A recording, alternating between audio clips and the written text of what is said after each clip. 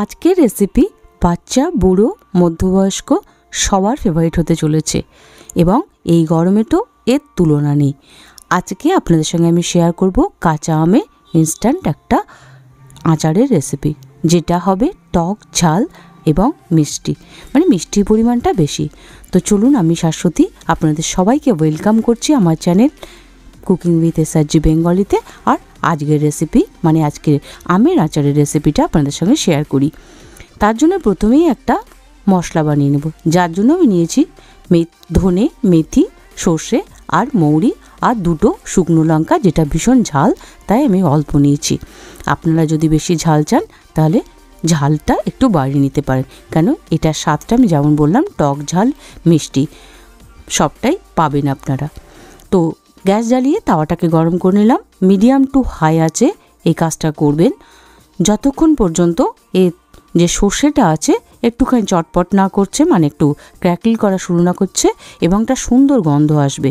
এটা করতে hardly medium to high আছে, এতে 3 থেকে 3.5 মিনিট টাইম লাগবে এবং পুড়িয়ে যেন না যায় এটা খেয়াল রাখবেন। তো হয়ে গেলে এটাকে ঠান্ডা করে আমি এটা গুঁড়িয়ে নেব মিক্সিতে, কিন্তু এটা হবে একটু দরদরা, মানে আমি একটু দানা দানা রাখবো।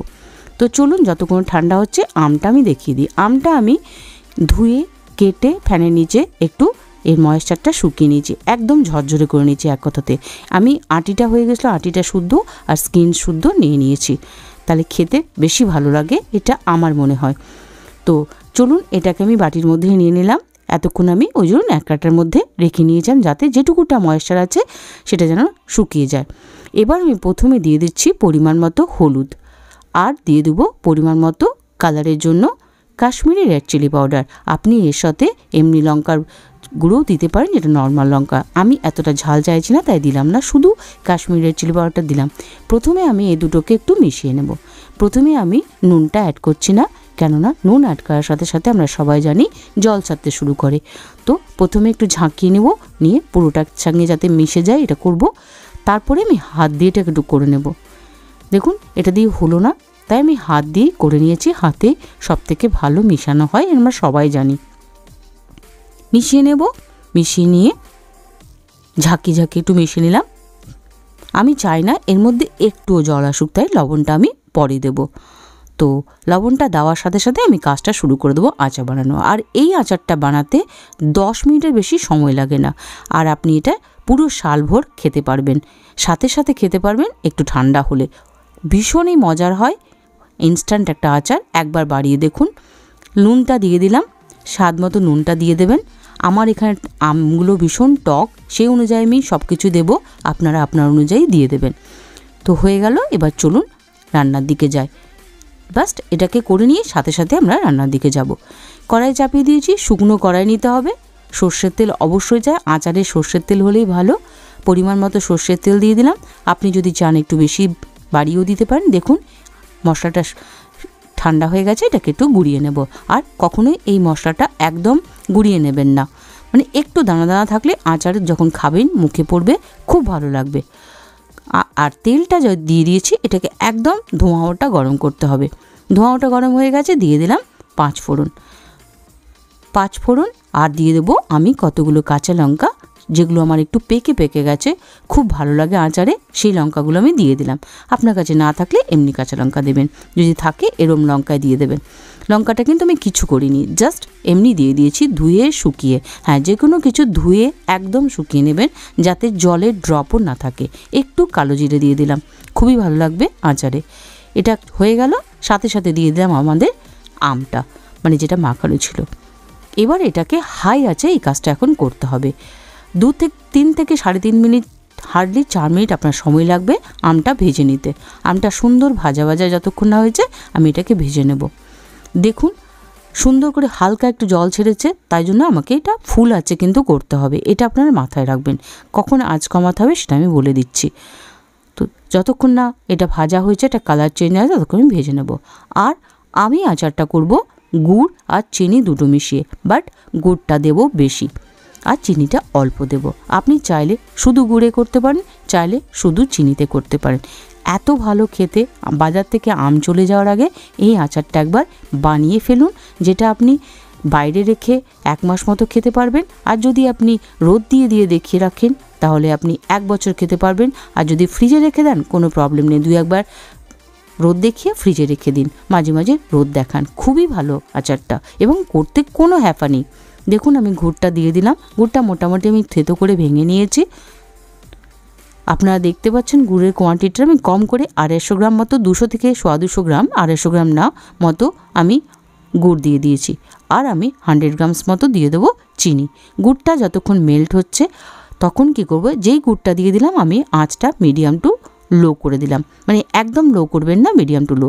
দেখুন 100 গ্রাম মতো আমি চিনি দিয়ে দিলাম, কারণ কি আমার এখানে প্রথমে বললাম আমটা ভীষণ টক, সে অনুযায়ী। আর আমাদের বাড়িতে একটুখানি মিষ্টি মিষ্টি বেশি পছন্দ করি, তাই তো মিষ্টির স্বাদটা আপনি আপনার মতো করে দিয়ে নেবেন এবং আচার আম অনুযায়ীও মিষ্টিটা আপনাকে ডিসাইড করতে হবে কতটা দেবেন, কতটা আপনার বাড়িতে চলে। তো মিডিয়াম টু লো আছে যতক্ষণ পর্যন্ত এই গুড়টা মেল্ট না হচ্ছে, এবং কখন আমি এটা বন্ধ করবো সেটাও আমি আপনাকে দেখিয়ে দিচ্ছি। কন্টিনিউ এটাকে নাড়াতে থাকতে হবে। দেখুন কি সুন্দর একটা কালার চেঞ্জ হয়ে গেছে।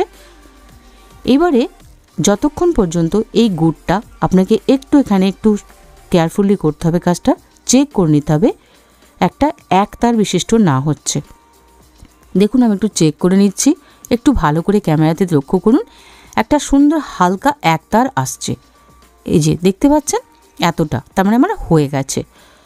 তো তারপরে একটুখানি চালিয়ে নিলাম আমি।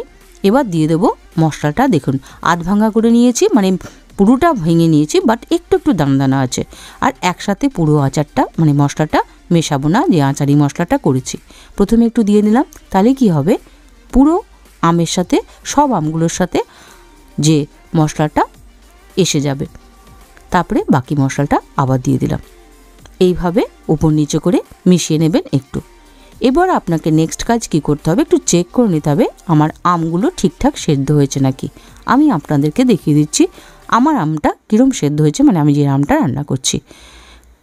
আর একটু ওপর থেকে দিয়ে দিলাম মৌরি। এই মৌরিটা ওপর থেকে দিলে খুবই ভালো লাগে, মুখে পরে আচারটা যখন খাবেন খুব ভালো লাগে। এদিকে যেমন কি আমি বললাম মশলাটা দানা দানা থাকবে আর মৌরিটা পড়বে, খুব ভালো লাগবে। দেখুন একটা ফোক দিয়ে আমি দেখিয়ে দিচ্ছি, সুন্দর সেদ্ধ হয়ে গেছে।